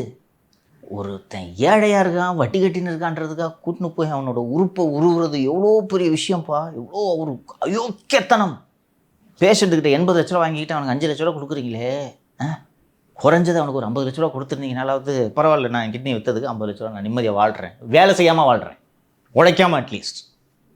அவன் வயிற்றுலையும் அடித்து பிடுங்குறீங்களே நீங்கள். அதை விசாரிக்க மாட்டேன்னு கங்கணம் கட்டிக்கிட்டு இருக்கிறீங்கன்னா எப்படிப்பட்ட கவர்மெண்ட்டுப்பா இது? இதுக்காகலாம் தான் சேர்த்து சொல்கிறேன் நான் மக்கள்கிட்ட. தப்பித்தவரி கூட எவனும் உதயசூரியனுக்கோ கூட்டணி கட்சிகளுக்கோ வாக்களிச்சிருக்கோம். இன்னொரு தடவை உதயசூரியனுக்கு ஓட்டு போடுங்கன்னு அவங்க சொல்கிறாங்கன்னா கிட்னியை உருவத்தான் கூப்பிடுறாங்க. வேறு எதுவுமே இல்லை. நான் இப்படி பண்ணுவேன், கிட்னியை திருடுவேன், சட்டம் ஒழுங்கு இப்படி மோசமாக வச்சுருப்பேன், வெளிநாட்டுக்கு உல்லாசமாக சுற்றுலா போயிட்டு சந்தோஷமாக இருப்பேன் நான். நீங்கள் அடிமைங்க. எங்கள் குடும்பத்துக்கு தமிழ்நாடு எழுதி வைக்கப்பட்டிருக்கு. எங்களை விட்டால் உங்களுக்கு ஒரு வழி இல்லைன்ற நினப்பு இந்த குடும்பத்துக்கு இருக்கு. அதை இந்த வாட்டி உடச்சி இந்த கட்சியை தொடச்சி போட்டணுன்ற இருக்கக்கூடாது. இனி திமுக இருக்கக்கூடாது. அது ஒரு சரியாக ஒரு எம்ஜிஆரும் ஜெயலலிதாவும் அதை அந்த எந்த அளவுக்கு திமுகவை பற்றி உணர்ந்திருந்தார்கள் என்றால் தீய சக்தி என்ற வார்த்தையை பயன்படுத்துவார்கள். ஜெயலலிதாவோட அறிக்கையில் எப்போவுமே திமுக தீய சக்தி தான், தீய சக்தி திமுக தான். விஜயம் இப்போ சொல்லியிருக்காரு, சொன்னார் அவர், நாங்கள் தூய சக்தி, அவர்கள் தீய சக்தி என்று சொல்லியிருக்காரு. விஜயும் இதே மாதிரி தான் சொல்லியிருக்காரு. நானே அவங்க எல்லாரும் தீய சக்தின்னு சொல்லும்போது எனக்கு என்னடா இப்படி பேசுகிறாங்கன்னு தெரியும், இப்போ நான் உணர்றேன் தீய சக்தின்னு. அது அவருக்கு பாதிப்பு ஏற்பட்டவன்னு தெரியுது. அவருக்கு பெருசாக அடிக்கலை, சாஃப்டாக தான் அணுகிருக்கு திமுக. ஆமாம், மிஸ் ஆகிட்டாங்க. வழக்கு சிபிஐ விசாரணைக்கு போகலன்னா அனுபவிச்சிருப்பாங்க நேரம். இவங்களோட ப்ரூட்டல் ஆக்ஷன், இவங்களோட கோர முகம் என்னவென்பதை அவர்கள் உணர்ந்திருப்பார்கள். But still he faced personal attacks இல்லை திரு விஜய் அவர்கள். அது எவ்வளோ ஒரு ஆபாசமான செயல், தனிநபர் தாக்குதல் செய்வது. செஞ்சாங்களா இல்லையா? அதெல்லாம் சேர்த்து தான் தீய சக்தின்றார். அதனால் உண்மையிலேயே திரு விஜய் அவர்கள் சரியாக சொன்னார். இன்னொன்று, தீய சக்தின்ற அந்த வேர்டுக்கு காப்பிரைட்டே ஏடிஎம்கே கிட்ட தான் இருக்குது. ஸோ அந்த தீய சக்தியை இந்த முறை துடைத்து போட்டு விட வேண்டும். இருக்கவே கூடாது, ட்ரேஸே இருக்கக்கூடாது, எந்திரிக்கக்கூடாது. இந்த திமுக கரைவேட்டி, திமுக கரை போட்ட துண்டெல்லாம் மொத்தமாக போட்டு கொளுத்திட்டு வேறு கட்சிக்கு எல்லோரும் போயிடணும். அந்த லெவலுக்கு இந்த கட்சியை கொண்டு போயிடணும். தமிழக மக்கள் செய்வார்கள் என்ற நம்பிக்கை எனக்கு இருக்குது. திமுக கட்சி ஒரு தீட்டு கட்சி சார். அவ்வளோதான். இவன் அடுத்ததுக்கு போகலாம், தொடக்கூடாது. அதுதான் சார். இன்னைக்கு தினமலரில் ஒரு செய்தி வந்திருக்கு சார். 170 தொகுதிகளில் திமுக நிற்கிறதாகவும் மிச்சம் இருக்க 64 தொகுதிகளில் கூட்டணி கட்சிகளுக்கு கொடுக்குறதாகவும் இருக்குது. உண்மைதானா சார்? மிச்சம் எவ்வளோ இருக்குது? 64 சார். என்னென்ன கட்சி திமுக கூட்டணியில் போயிருக்கு? VCK, CBI, CPM. காங்கிரஸ் ஒரு கட்சியாகவே நீங்கள் கன்சிடர் பண்ணுறது இல்லையா? இருக்கிறதுல பெரிய கட்சி அதாம்மா. Okay, Congress, VCK, CBI, CPM, அண்ணன் வேல்முருகன், கொஞ்சம் முஸ்லீம் லீக் கட்சிகள். சரி, ஓகே. அவங்கெல்லாம் கூட இந்த உதயசூரியன் சின்னத்தில் நின்றுப்பாங்கன்னு வச்சுக்கோங்க. காங்கிரஸுக்கு போன வாட்டி எவ்வளோ கொடுத்தாங்க? 25 சார். 25. அப்புறம் இந்த விசிகே, சிபிஐ, சிபிஎம் எல்லாத்துக்கும் ஆளுக்கு 6 18. ஓகேவா? 18 25 43. ரைட்டா? 43. மீதி எவ்வளோ இருக்குது? 17. இந்த 17ல் யார் யாரெல்லாம் அக்காமடேட் பண்ண போகிறாங்கன்ட்டு அதில் எழுதிருந்துச்சு தினமலரில். ஐயா ராமதாஸ் ஐயா, ஓபிஎஸ், டிடிவி தினகரன் அவர்கள், இவங்க எல்லாத்தையும் தேமுதிக விட்டா தேமுதிக. எப்படிப்பா இவ்வளோ கட்சி இந்த 17 சீட்டில் சேர்க்க முடியும்? இத்தக்காரங்க போல சார். அந்த செய்தி யாருக்கு? தினமலரில் இன்றைக்கி பேஜ் 1ல் வந்திருக்கிற செய்தி யாருக்கு? கூட்டணி கட்சின்னு இருக்குது. அப்படி போடு. திமுக கூட்டணி கட்சிகளுக்கு அதை சொல்கிறார்கள். என்ன அவன் பாட்டுக்கு 170 சீட்டில் நின்னா அப்புறம் நீங்கள் என்ன மொக்கையா நீங்கள்லாம்? ஸோ இப்படி பண்ணி அதுலேருந்து 1-2 கட்சியை விரட்டி விட்டா யாருக்கு நல்லது? என்டிஏக்கா. அப்புறம் ஏன்னா உங்ககிட்ட மட்டும்தான் மீடியா இருக்கா? நீங்கள் தான் உங்கள் இஷ்டத்துக்கு நியூஸ் போடுவீங்களா? நான் சொன்னேன் அன்றைக்கே. ஸோ போட்டு விட்டாங்க. இப்போது இந்த செய்தி நிதிஷ் சொன்னது போல் திமுக கூட்டணி கட்சிகளுக்கு, காங்கிரஸ் கட்சிக்கு நம்ம என்ன 30 சீட்டு கேட்கலாம்னு நினச்சிக்கிட்டு இருந்தோம். இவங்க வந்து அதே சீட்டில் கொடுத்துக்கிட்டு இருக்காங்க. அப்படின்னு உடனே அங்கே சிபிஐ, சிபிஎம்மில் உட்காந்துட்டு என்ன தொடருது, எவ்வளவு சிலுவைகளை நாம் சுமந்துருக்கிறோம். சாம்சங்கில் ஆரம்பித்து துப்புரவு தொழிலாளி வரைக்கும் மானங்கிட்ட கேள்வி கேட்குறாங்க தொழிலாளிங்க. அதுக்கு எல்லாத்துக்கும் எவ்வளோ நீங்கள் காரி துப்புனாலும் பரவாயில்லன்னு நம்ம இருக்கிறது அந்த 25 கோடிக்கா 6 சீட்டுக்கு மாமா. அதனால் என்னையா பண்ணணும்? 30 கோடியாக ஒரு 10 சீட்டாக கொடுக்க சொல்லுங்கள். கடந்த காலங்களிலே நாம் 20 சீட்டுகளில் போட்டியிட்ட வரலாறு உண்டு அப்படின்னு அவங்க இப்போ பேசுவாங்களா? அப்படி இல்லைன்னா கொடுக்க மாட்டேன்னு சொன்னாங்கன்னா வெளியே போகிறது தான். வெளியே எங்கே போகிறது? டிவிக்கு போகணும், இல்லைன்னா இந்தியாவுக்கு போகணும். ரைட்டா? இப்போ ஆப்ஷன் இருக்கா? நாங்கள் இனிமேல் மீண்டும் இந்த மக்கள் நல கூட்டணி முயற்சிக்கு நாங்கள் தயாரில்லை. சரியா? ஆனால் தாவேக என்ற ஆப்ஷன் இருந்தால் நாங்கள் ஏன் அதை எக்ஸசைஸ் பண்ணக்கூடாது? நாங்களும் மதவாத பிஜேபி எதிர்க்கிறோம், தம்பி விஜயும் மதவாத பிஜேபியை எதிர்க்கிறார் இல்லையா? அப்படி இருக்கும்போது கூட்டணி வைக்கிறதுல என்ன தயக்கம்? தம்பி மதிமுக விட்டுட்ட கூட்டணி இல்லை. இந்த மதிமுக அதில் இப்போ வேற ஒன்று ஒரு கட்சி வேற மல்லை சத்யா மல்லை சத்யா அவர்கள் வேற ஆரம்பிச்சிருக்கு. அவருக்கு ஒரு சீட்டு போதும், அண்ணனுக்கு மகாபலிபுரம் மட்டும் கொடுத்தானா போதும். தாவேக என்ற ஆப்ஷன் இருக்குது இல்லையா? அதற்காகத்தான் இப்போது இந்த செய்தி நடந்து கொண்டிருக்கு. 2-3 நாட்களுக்கு முன்பு திரு பிரவீன் சக்கரவர்த்தி, பொருளாதார அறிஞர், யூபிக்கு ஈக்குவலாக தமிழ்நாடு கடன் வாங்குறது மாதிரி ஏதோ ஒன்று யூபியை விட தமிழ்நாடு அதிகமாக கடன் வாங்குகிறது என்று போட்டு விட்டார். திமுக காரன் கூட மூடிக்கிட்டு அமைதியாக இருக்காங்க. காங்கிரஸ்காரங்க துட்டிக்கிறாங்க பாரு. எப்படா சொல்லுவேன் நீ? எங்கள் யூபியை போய் பார்த்தேன் ராஸ்கல், என்ன நினச்சிட்டு இருக்கிற நீ? இது மாதிரிலாம் ஒப்பிடுறதுலாம் தவறு. நாங்கள் நடவடிக்கை எடுக்க சொல்லுவாங்க. அவரை யார்? திமுக மூடிக்கிட்டு கம்முன்னு இருக்காங்க.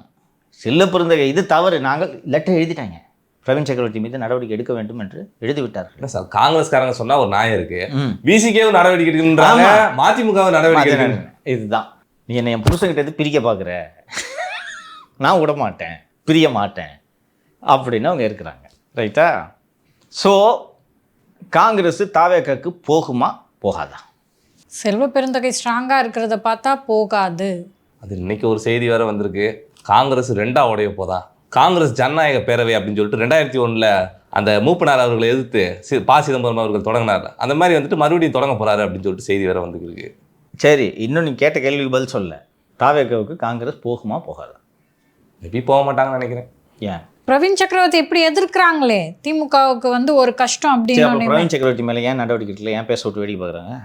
அவர் பாட்டுக்கு இங்கேயே உட்காந்து பேசிட்டு இருக்கட்டும். அவர் ஒரு சிலுவையை தூக்கிக்கிட்டு தாவேக்காவுக்கு போயிட்டாருன்னா சிக்கல். சரி, சிதம்பரம் ஏன் இப்படி பேசுறாரு? அதான் முன்னாடி சொல்றீங்களே, மகனுக்கு தான் சீட்டு வேணும். மகனுக்கு சீட்டு அவருக்கு 27 அவரோட டென்யூர் முடியுது, திருப்பி எம்பி ஆகணும்ல. சரி, நீ வேணால் காங்கிரஸ் உடச்சிக்கிட்டு தனியாக போய்க்கன்ற முடிவை நாங்கள் தலைமையில், டெல்லி தலைமையில் தாவேக்கா கூட போகலாம் அப்படின்ட்டு ஒரு முடிவு எடுத்துட்டாங்கன்னா இதுக்கான பாசிபிலிட்டியை ரூல் அவுட் பண்ண முடியாது. எதுக்கான பாசிபிலிட்டி? ஜனநாயக பேரவை. சரியா? அப்படி ஒரு ரிஸ்க் எடுத்துகிட்டு காங்கிரஸ் தாவேக்காக்கு போகுமா? மாட்டாங்க சார். ஏன்? முழுசாக போனாலே ஓட்டு வராது, இதில் உடச்சிக்கிட்டு போனால் எப்படி வரும் பாருங்க ஓட்டு. இன்னொன்று, திரு பி சிதம்பரம் போன்றோர் காங்கிரஸுக்கு மிக மிக அவசியம். அவர் ஒரு மிகச்சிறந்த பொருளாதார அறிஞர். அவரோட டிபேட்ஸு ராஜ்யசபாவில் குறிப்பாக இன் இஷ்யூஸ் ஆஃப் ஃபினான்ஸ், பிஜேபியில் அவரை பார்த்து பயப்படுவாங்க. ஐயோ இருந்தாலும் பேச ஆரம்பிச்சிட்டாரான்ட்டு பதிலே சொல்ல முடியாது. அவரோட இந்தியன் எக்ஸ்பிரஸில் ஞாயிற்றுக்கிழமைகளில் டெல்லி இந்தியன் எக்ஸ்பிரஸில் கட்டுரைகள் எழுதுவார், ரொம்ப ஆழமாக இருக்கக்கூடியது. அவரை இழக்க தயாராவாங்களா? அப்படி அவரை இழந்து தாவேக்கா கூட போய் என்ன பண்ண போகிறீங்க சொல்லுப்பா? 70 சீட்டு வாங்க போகிறாங்கன்னு நினைக்கிறேன். வாங்குங்க, ஜெயிச்சிருவீங்களா? இன்னொன்று, அப்படி நீங்கள் உடச்சிக்கிட்டு போகிறது தானே பிஜேபி விரும்பும். எங்கெங்கெல்லாம் காங்கிரஸ் பலவீனமாகிறதோ அதெல்லாம் பிஜேபிக்கு மகிழ்ச்சியாக இல்லையா? காங்கிரஸ் முக்து பாரத் என்ற அவர்களது இலக்கை நோக்கி பயணிக்க அது உதவுகிறதா? அப்படி பிஜேபி இந்த மாதிரி ஒவ்வொரு ஸ்டேட்லேயும் இது உடஞ்சி துண்டு நாசமாக போகணும் காங்கிரஸ், இதுதான் பிஜேபி எய்ம் இல்லையா? அப்படி பிஜேபியை மகிழ்விக்கக்கூடிய வேலையை காங்கிரஸ் செய்யும் என்று நீங்கள் நம்புகிறீர்களா? இன்னொன்று, காங்கிரஸ் தாவேக்காக்கு போச்சுன்னா 200+ தான் என்டிஏ. மைனாரிட்டி ஓட்டு போயிடுமா? திமுகவும் காலியா, அதுவும் காலியா? ஆனால் ஒரு குரூப்பு தொடர்ந்து பேசிக்கிட்டு இருப்பாங்க, தொடர்ந்து இல்லை எங்களுக்கு உரிய மரியாதை தரவில்லை, காங்கிரஸ் பேர் இயக்கத்துக்கு தேவையான மரியாதை தரவில்லை, மதிக்க மாட்டுறாங்க, மாநகரத்தனமாக பேசுகிறாங்க. அதெல்லாம் பொறுத்துக்கிட்டு நம்ம இருக்கணுமா? வேறு வழி இல்லை, இருக்கணும் அப்படின்ட்டு கடைசியில் முடிவெடுத்துருவாங்க. சும்மா இப்போதைக்கு தொகுதி நிறையா வேண்டதுக்காண்டி ஆட்சி அதிகாரத்தில் பங்கு வேணும்னு சொல்கிறாங்க. இன்னொன்று, அது ஒரு நல்ல ஸ்ட்ராட்டஜி தானே. தாவேக்காக்கு போய்டுவோம் சொன்னோன்னா திமுக சரியா ஒரு 2 சீட் சேர்த்து வாங்கியா அப்படின்னு சொல்கிறதுக்கு. இன்னொன்று, ஒருவேளை காங்கிரஸ் ஹைகமாண்டு, இன்னொன்று சிதம்பரம் இவர்களையெல்லாம் மீறி காங்கிரஸ் ஹைகமாண்டு இல்லை தாவேக்கா கூட தான் போகணுன்னு முடிவெடுக்க வேண்டிய அவசியம் என்ன இருக்குது? இல்லைப்பா அவர் தான்ப்பா ஜெயிக்க போகிறாருன்னு உறுதியாக இருந்துச்சுன்னா சரிங்க எங்களுக்கு டெப்டி சீஃப் மினிஸ்டர் கொடுங்க, ஒரு 5-6 நல்ல போர்ட்ஃபோலியோ கொடுங்கன்ட்டு சொல்லலாம். Is there possibility? இதே பண்ண மாட்டாங்க காங்கிரஸ். இன்னொன்று பல முறை சொல்லியிருக்கிறேன், இதை விட்டு வெளியில் வந்தாங்கன்னா இந்தியா அலையன்ஸு ஓவரா முடிஞ்சதோட 3 வருஷம் பார்லிமெண்ட்டில் என்ன பண்ணுவீங்க? திமுகவோட 25 எம்பின்னு வச்சுங்க, கூட்டணி கட்சியெலாம் சேர்த்து 25 எம்பி வச்சுட்டு என்ன பண்ணுவீங்க? சரி நீங்கள் போகிறீங்கப்பா, விசிக்கு வருமா உங்கள் கூட? விசிக்கு வருமா? வராது. லெஃப்ட் வருமா? அவ்வாடி காங்கிரஸ் போயிட்டாங்களா, அவங்களுக்கு கொடுத்த சீட்லாம் 2 சேர்த்து நமக்கு போட்டு கொடு, அண்ணனுக்கு கொடு, நடக்குமா? போனவாட்டி 6 வாங்கினேன்ல, 9 கொடுங்க, இதான் போயிட்டாங்கல்ல, ஐயாவை தூக்கி உள்ள குறைச்சிக்கலாமா? ஐயா வரமாட்டார். அதான் சொல்லிட்டாங்களே இந்த பொதுக்குழு கூட்டத்தில் அவர்களுடைய மகள் ஸ்ரீகாந்தி அவர்கள் சொல்லிட்டாங்க, திமுகவோட மட்டும் கூட்டணி கிடையாது. முடிஞ்சா? ஸோ இதை எல்லாத்தையும் நீ கேஜ் பண்ணணும், புரியுதா? நீ சரி போகலாம், நமக்கு அங்கே போனால் உரிய மரியாதை இங்கே கிடைக்கல, நம்ம அங்கே போனே ஒரு 70 சீட்டில் நம்ம நிற்கலாம் அப்படின்ட்டு முடிவு எடுத்து நீங்கள் போனீங்கன்னா, போன வாட்டி உங்களுக்கு கொடுத்த 25 எல்லாம் பங்கு போட்டுப்பாங்களா மாட்டாங்களா சொல்லு? அதுலேயும் அந்த திருமாவளவன் அவர்கள் வேற, நாங்கள் தான் அதிக ஓட்டு வாங்குறோம், நாங்கள் தான் இருக்கிறதுல பெரிய கட்சி, எங்களுக்கு நிறையா சீட்டு வேணுங்க. போதுமா? ஸோ சிதம்பரமும் வேணும். சிதம்பரத்தை 27 எம்பி ஆக்கிறதுக்கு தாவேக்க கூட போகணுமா, திமுக கூட இருக்கணுமா? திமுக கூட இருக்கணும். ஸோ ஒன்றும் ஆக போகிறதில்ல, ரைட்டா? சார் அமித்ஷா அவர்கள் வேற வரும் ஜனவரி 4ஆம் தேதி வந்துட்டு தமிழ்நாட்டுக்கு வராரு. என்டிஏ கூட்டணி அப்படியே பொழந்து கிடக்கு. டிஎம்கே கூட்டணி என்னதான் வந்துட்டு ஆட்சி அதிகாரத்தில் பங்கு வேணும்னு சொன்னாலும் அடுத்த நாள் வந்துட்டு நாங்கள் வலுவாக இருக்கோம், திமுக கூட்டணி உறுதியாக இருக்குது அப்படின்னு சொல்கிறாங்க. ஆனால் என்டிஏ கூட்டணி இப்படி பொழந்து கிடக்கே சார், வந்து எதுவும் மாற்றங்கள் எதுவும் நடக்க வாய்ப்பு இருக்கா? சரி, இப்படி பொழந்து கிடந்துச்சுன்னா எலெக்ஷனில் என்டிஏ கூட்டணி தேருமா தேராதா? தேராது. தேராது. வாய்ப்பே இல்லை சார், தேராது சார். டிடிவி தினகரன் வர மறுத்து விட்டார். அரசியல் ஞானி ஓபிஎஸ் வர மறுத்து விட்டார். பாமக பிளந்து போய் கிடக்கிறது. தேமுதிக ஏற்கனவே வேலுவோடு பேசிக்கொண்டிருக்கிறார்கள். ஸோ இந்த சூழலில் நமது வெற்றி எளிது என்று திமுக நினைக்குமா நினைக்காதா? நிச்சயமா. திமுக எதிர்ப்பு வாக்குகளை வேறு தம்பி விஜய் பிரித்து கொண்டு சென்று விடுவார். இப்போ வெற்றி எளிது என்று நினைக்குமா நினைக்காதா திமுக? அப்படி நினைக்க வேண்டும் என்பதற்காகத்தான் இப்படி இருக்கிறது. ஓபிஎஸ்ஸை என்டிஏ கூட்டணிக்கு கூட்டிகிட்டு வர்றது ரொம்ப கஷ்டமா? பட் அவங்க டைம் எடுக்கிற கேப்பில் அவர் பாட்டுக்கு தாவேக்கால போய் ஜாயின் பண்ணிட்டாருன்னா போய் பிடிச்சி இழுத்து கூட்டிகிட்டு வர வேண்டியதுதான். எங்கே போகிற? OPS will not do that mistake.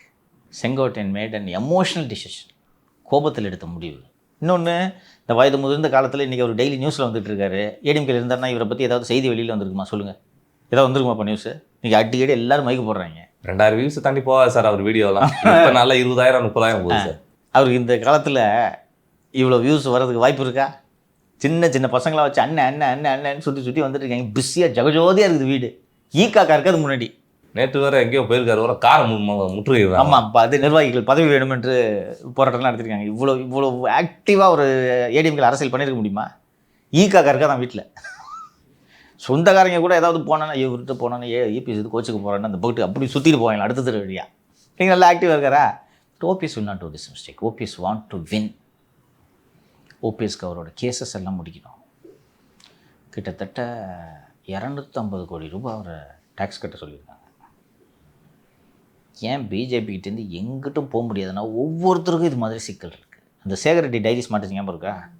அப்போ சேகர் ரெட்டியோட இதில் பெரியவர்னு போட்டு இவருக்கு ஒரு அமௌண்ட் எழுதிட்டாங்கப்பா. அதில் வந்து மொத்தமாக எல்லாத்தையும் டோட்டல் பண்ணோன்னா 80 கோடியோ 70 கோடியோ இருக்குது.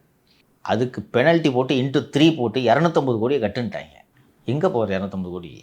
இருந்த 10,000 கோடி இவங்க பாசியம் பிடிங்கிட்டு போயிட்டாரு. இன்னொன்று, அதெல்லாம் கருப்பு பணம், கட்ட முடியாது. கேஷ் எடுத்து போய் கொட்டுவியா 250 கோடியா?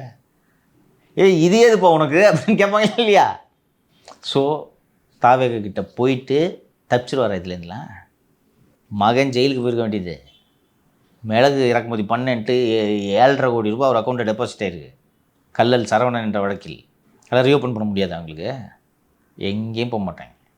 ஸோ இது ரொம்ப கஷ்டமாக டிடிவியை கொண்டு வரது ரொம்ப கஷ்டமாக. சரி, இப்போது இவ்வளோ நாளாக எடப்பாடி பழனிசாமியை துரோகியை ஒழியாமல் விட மாட்டேன்னு சொல்லிட்டு இருந்தார். இப்போ பேசுகிறார் அது மாதிரி ஏதாவது டிடிவி? ஏன் அமைதியானார்? என்டிஏ கூட்டணி நான் இணைய மாட்டேன்னு சொல்கிறாரு. இருப்பா சரி. இப்போ ஒரு மாதத்துக்கு முன்னாடி எப்படிப்பா பேசிட்டு இருந்தார் டிடிவி? எடப்பாடி ஒரு துரோகி, அவரை வீழ்த்துவதான் என்னோட முதல் லட்சியமே இல்லை. அதுக்காக தான் அமமுக தொடங்கினேன் சொன்னாரா? இப்போ பேசுகிறார் அப்படியே. அதான் சொன்னேன் இல்லை, எலெக்ஷனுக்கு முன்னாடி டிசைனாக குட்டிக்காரனை போடுவாங்க எல்லாரும், நீங்கள் பாருங்கன்னு சொல்லியிருக்கேனா இல்லையா? மாறும். It will happen in its own time. சரி சார், இந்த ஆஸ்ட்ரேலியாவில் பல நிகழ்வுகளை பேசினா தொடர்ந்து நாளை பேசுவோம் சார். நன்றி சார். நன்றி சார். நன்றி சொல்கிறதுக்கு முன்னாடி தமிழக அரசுக்கு ஒரே ஒரு கோரிக்கையை வைக்க விரும்புகிறேன். குண்டர் சட்டத்தில் அடைக்கப்பட்டு சிறையில் இருக்கக்கூடிய திரு ஏர்போர்ட் மூர்த்தி அவர்களின் உடல்நிலை ரொம்ப மோசமாகி இருக்கிறது. அவருக்கு ஏற்கனவே சுகர், பிபி எல்லாம் இருக்குது. ரொம்ப கடுமையாக பாதிப்புக்கு உள்ளாகியிருக்கிறார். பார்த்தேன், நான் சிறையில் இருக்கும்போது பார்த்தேன், 2 முறை பார்த்தேன். கடுமையான பாதிப்புக்கு உள்ளாகி இருக்கிறார். திருமாவளவன் தான் அவரை குண்டர் சட்டத்தில் அடைக்க வேண்டும் என்று ஐஸ்கிரீமிடம் சொல்லி இது நடத்தப்பட்டிருக்கிறது. எனக்கு ஃபஸ்ட்டு நம்ப முடியல. என்னால் திருமாவளவன் அப்படிலாம் சொல்லுவாரா என்று நான் சந்தேகப்பட்டு கேட்டேன். அப்புறம் தான் அந்த இன்சிடெண்ட்டை ரீகால் பண்ணாங்க. உங்கள் கண்ணு முன்னாடி பார்க்குறீங்க, இந்த ராஜீவ்காந்தினது ஒரு பையன் சின்னதாக ஒரு இடிச்சது, எல்லோரும் போய் அடிக்கிறாங்க. அதை தடுத்துருக்கணும். நீங்கள் ரசிச்சிருக்கீங்க. அதை ரசித்ததோடு இல்லாமல் மேடையில் போய் முறைச்சான். 2 தட்டு தட்டுனாங்க. எங்கே பார் கவுன்சிலோடலாம் அடிக்க துரத்திட்டு போனதை 2 தட்டு தட்டுனாங்க. சரியாக கூட அடிக்கலை அப்படின்னு நீங்கள் மேடையில் பேசுனீங்கன்னா திரும்ப எப்படிப்பட்ட ஆள்? இந்த வெளியில் பேசுறது பூரா திருமாவளவன் நடிப்புன்றாங்க. மிக மோசமான பழிவாங்கும் எண்ணம் படைத்தவர் என்கிறார்கள். அவர் கடுமையாக விமர்சனம் பண்ணுவார் ஏற்பட்ட மூர்த்தி திருமாவை, விசிகேவையும். இது என்னை எவ்வளோ தூங்க விடாமல் பண்ணியிருக்கான், என்ன 1 வருஷமாக என் நிம்மதியை கெடுத்துருக்கான், இருக்கட்டுமே ஜெயிலில் அப்படின்னு மூர்த்தி சிறையிலிருந்து வெளியே வரக்கூடாது என்று திருமாவளவன் தனிப்பட்ட முறையில் அழுத்தம் தருவதாக சொல்லியிருக்கிறார்கள். அவர் உடல்நிலை பாதிப்புக்கு உள்ளானால் அதோட அவப்பெயர் அரசுக்கு தான் என்பதை அரசு புரிந்து கொண்டு விரைவில் அவரை வெளியே விடுவதற்கான நடவடிக்கைகள் எடுக்க வேண்டும் என்பதை கோரிக்கையாக வைத்துக்கொள்கிறேன். அவர் விமர்சனம் பண்ணுறாருன்னா ஜனநாயக நாடு இல்லையா? எதுக்கு குண்டர் சட்டம்? வரைமலை எதுக்கு குண்டர் சட்டம்? போர்ட்லேயும் கன்ஃபார்ம் ஆயிருக்கு தான். போர்டு யாருமா? போர்டில் இருப்பவர்கள் பூரா ஓய்வு பெற்ற நீதிபதிகள், அரசின் தயவை எதிர்பார்த்து இருக்கக்கூடிய ஓய்வு பெற்ற நீதிபதிகள் தான் இங்கே இருக்கிறார்கள். அக்பர் அலின்னு ஒருத்தர் இருக்கார். இவர்கள் எல்லாம் மிகப்பெரிய திமுக அடிவரட்டிகள். உங்களுக்கு இல்லைம்மா, ஒரு 100 ஜட்ஜு இருப்பாங்கம்மா ஓய்வு பெற்ற ஜட்ஜு. இவங்களையும் எதிர்த்து போர்டில் உட்கார வைக்கிறாங்க. இப்போ அந்த போர்டில் நீங்கள் அந்த போர்டு மெம்பராக நீங்கள் இருக்கிறதுனால உங்களுக்கு அரசு வாகனம், அரசு செலவில் குடியிருப்பு, சம்பளம், இது போக பென்ஷனு இருக்கா? அவ்வளோ பேருக்கு வந்து உங்களையும் தேர்ந்தெடுத்தாங்க. அப்போ அதுக்கு நீங்கள் நன்றியோடு இருக்கணுமா வேணாமா? அதனால் அரசு என்ன சொல்கிறதோ அப்படியே கேட்பார்கள். என் மேலே வந்து குண்டாஸ் போட்டிருந்தாங்களே, என்ன குண்டாவா நான்? எது கன்ஃபார்ம் பண்ணாங்க? அதனால் போர்டுலாம் இண்டிபெண்ட்டாலாம் போர்டு ஆக்டே பண்ணாது, சும்மா குப்பை அது. அதனால் போர்டு கன்ஃபர்மேஷன்லாம் ஒரு பெரிய விஷயம் கிடையாது. அவர்கள்லாம் அரசாங்கத்தின் தயவை எதிர்பார்த்து இருப்பவர்கள். அதனால் அங்கே நியாயம் கிடைக்காது. அதுதான் நீதிமன்றத்தில் ஜஸ்டிஸ் வேல்முருகன் அவர்கள் முன்பு ஜனவரி 8ஆம் தேதி இந்த வழக்கு விசாரணைக்கு வருகிறது என்று நான் நினைக்கிறேன். ஸோ அவர் உடல்நலத்தை கருத்தில் கொண்டு அரசே இந்த முடிவை எடுக்க வேண்டும். இதுவும் ஏர்போர்ட் மூர்த்தி குண்டாஸ் போட்டதும் ஐஸ்கிரீம் தான். அதனால் திருமாவளவனும் இந்த குரூர புத்தியெல்லாம் விட்டுறணும். விமர்சனம் பண்ணுறவனை பிடிச்சி குண்டாஸில் போட்டுறதுக்கு வேலையெல்லாம் திருமாவளவன் செய்யக்கூடாது. அன்றைக்கி அவங்க தானே போய் தாக்குதல் நடத்தினாங்க. திருமாவளவன் சொல்லி தான் இந்த வேலை நடந்திருக்கு. இந்த ஏர்போர்ட் மூர்த்தி வெளியே வரக்கூடாது என்பதை உறுதி செய்வதற்காகவே அந்த விடுதலை சிறுத்தைகள் கட்சியில் நிர்வாகியாக இருக்கக்கூடிய ரஜினிகாந்த் என்ற வழக்கறிஞர் நியமிக்கப்பட்டிருக்கிறார்.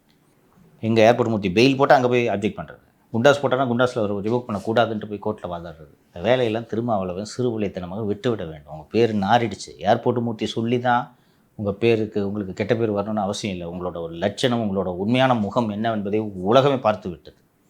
20 பேர் சேர்ந்து ஒருத்தனை போய் இப்போ ஒரு ஸ்கூட்டி வச்சுருக்கிறவனை போட்டு அடிச்சுட்டு முறைச்சி பார்த்தானால தான் தட்டை சொன்னேன்ட்டு சொல்கிறேன்னா நீங்கள் எப்படிப்பட்ட தலைவர் என்பதை ஊர் உலகமே உணர்ந்து விட்டது. அப்போது இந்த ஏர்போர்ட் மூர்த்தி போன்ற நபர்களை எல்லாம் பழிவாங்கும் எண்ணத்தை விட்டுவிட்டு ஒரு நல்ல தலைவராக நடந்து கொள்ள திருமாவளவன் முயற்சி செய்ய வேண்டும். நன்றி.